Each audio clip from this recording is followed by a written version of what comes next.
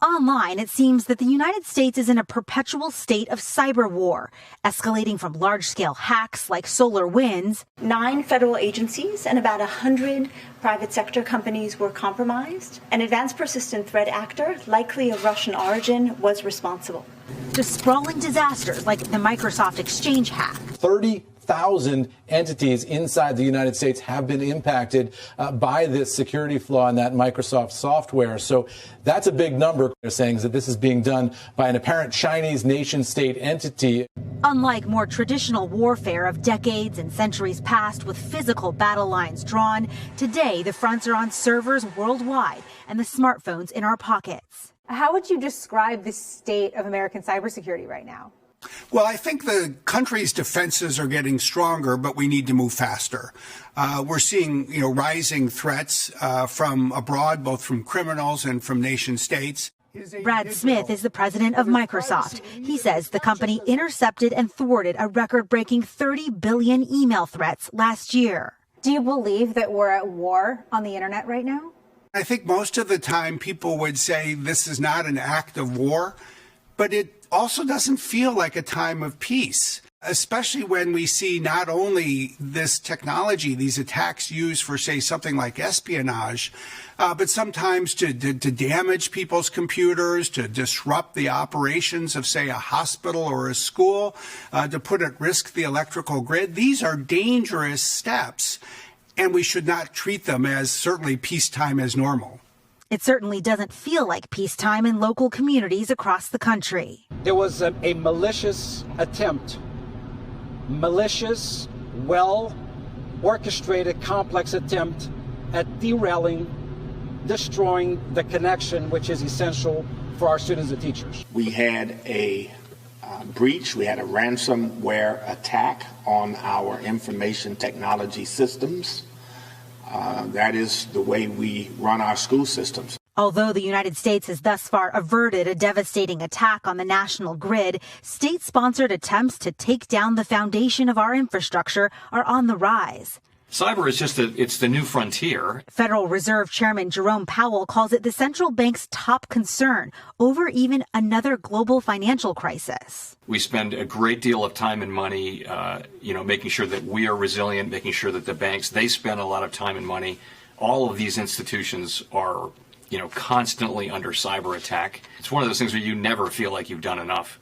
Another major worry is the disruption of water access. What kind of signals, Brad, are you seeing that there are big targets on our water systems across the country? Well, I wouldn't point to the water system specifically as being the top target of our adversaries. I just think it's the one that perhaps we should worry about the most. What we are seeing is a small number of countries, Russia, China, Iran, North Korea, steadily increase their investments and become more sophisticated in this space. Microsoft says cyber criminals reap on average $300,000 from smaller scale attacks, like on hospitals and school districts, who sometimes pay ransoms to undo the damage, making them lucrative and relatively easy targets. Head of IT got up in the morning and he sort of checks things around 5:30 in the morning with his coffee, and he knew something was not quite right away. Public schools like Haverhill in Massachusetts were rocked by a ransomware attack just last week, forcing school to be canceled as it shut down the entire network, quote, before large-scale corruption of the system occurred. It was crazy, very crazy. The kids couldn't get, of course, do their homeworks, do their online classes. According to an investigation by NBC Boston, at least 1 in 6 communities in Massachusetts was infected by ransomware last year, and at least 10 paid hackers taxpayer money to unlock their files. I think that cyber criminal organizations, typically operating from abroad, target institutions where they know that security has not been advanced as much as it needs to be. So they look at schools or hospitals that may have tight budgets. And they figure, well, if they have tight budgets, they're probably not spending as much as they should to employ an IT administrator or somebody like that. This comes after the FBI issued a flash alert in March on an increase in ransomware targeting education institutions, using ransomware called PYSA or Mespinoza, focused on schools and seminaries in 12 states. Microsoft says vulnerabilities have only accelerated with more kids going to school from home in the pandemic. Last year, we saw basically 2 years of change take place in only 2 months. So we are more dependent on this technology than ever before. We're sharing more of ourselves and our data. And so what it means is that the defensive needs that we have are both more important and to some degree they're broader because we're more reliant on this technology.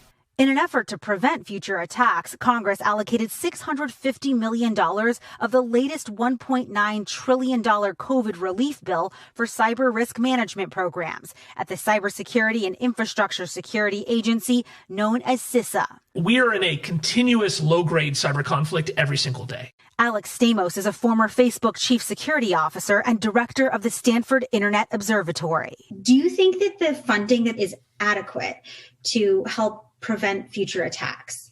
So I've been very impressed so far by the team that the Biden administration's put together on cyber. There's an executive order coming out soon that's going to have some new rules that I think is important. But Stamos also argues that more resources should go towards our defensive capabilities and processing the aftermath of major hacks. When a plane crashes, there are people whose entire job it is to figure out what went wrong and what other plane manufacturers can do better in the future. And we have no function like that on cyber, and we need it. We need effectively a cyber NTSB. Meanwhile, on the international stage, the U.S. has been absent. In 2018, dozens of countries and over 100 private sector companies and groups signed on to the Paris Call for trust and security in cyberspace. It's an agreement Smith calls a digital Geneva Convention, setting international norms for cybersecurity and cyber warfare.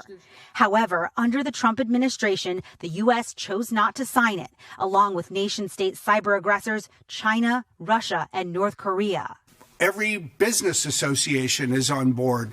We need the federal government to sign up as well because it sends a strong message to our adversaries. Have you made that message clear to the Biden administration that you want them to sign up for the Paris Call and sign that agreement? It is a message that we're conveying in Washington, D.C., including to the administration every day. And I'm hopeful, I'm optimistic that in the coming weeks and months, we'll see that kind of step. As Washington attempts to stay ahead of bad actors, American tech giants have taken on central roles as cyber defenders, which Stamos warns is getting complicated for America's own best interests. Google, Facebook, Microsoft. They have customers around the world. They make revenue around the world. They are regulated by governments around the world. But they have to pick sides when it comes to the cyber side. And for the most part, they pick the sides of the United States and American allies. But that is becoming a more difficult position for them to be in. Stamos believes that at some point, the business interests of these companies will collide with our national interests. The companies don't really care about U.S. foreign policy. They care more about their economic bottom lines. Ultimately, mounting an effective cyber defense here at home also falls to individuals like you and me, not just enormous tech companies and the federal government. I think the biggest adversary for all of us actually is complacency. We shouldn't wait for that kind of digital 9/11, if you will. And what can be done now is user-friendly. The practice is almost mundane, like always using multi-factor authentication and installing updates and patches as soon as they're available, rather than procrastinating. We need to act with urgency, and I think in some ways these most recent episodes have sort of been a wake-up call, and you might say, well, haven't we had enough wake-up calls? Well, not yet. And if we can really respond and move more energetically and with this sense of urgency, I think that's what is going to fundamentally put us in a stronger position. Hey, thanks for watching our YouTube channel. Follow today's top stories and breaking news by downloading the NBC News app.